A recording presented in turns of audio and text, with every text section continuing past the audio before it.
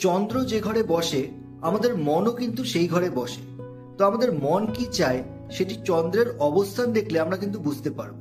First house চন্দ্র ব্যক্তি সাধারণত ভীষণ moody, emotionally ruled, attention seeking এবং ফ্রিকেল মাইন্ডেড হবে। ফার্স্ট হাউস চন্দ্র ব্যক্তি ভীষণ অ্যাট্রাকটিভ পার্সোনালিটি হবে এবং লোকে কি বলবে এই চিন্তা সারাক্ষণ মাথায় চলবে।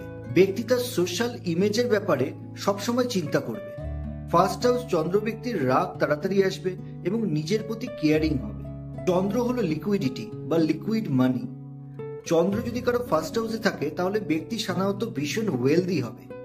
শুভ চন্দ্র ফার্স্ট হাউসে অনেক অর্থ, সম্পদ, সোশ্যাল রেসপেক্ট এবং রেপুটেশন দিয়ে থাকে। চন্দ্র যদি কারো ফার্স্ট হাউসে বসে তাহলে সেই ব্যক্তির রাশি এবং লগ্ন সেম হবে। চন্দ্র ছাড়া কোনো রাজযোগ সম্ভব নয়। তো চন্দ্র যদি ত্রিকোণ ভাবের লর্ড হয়ে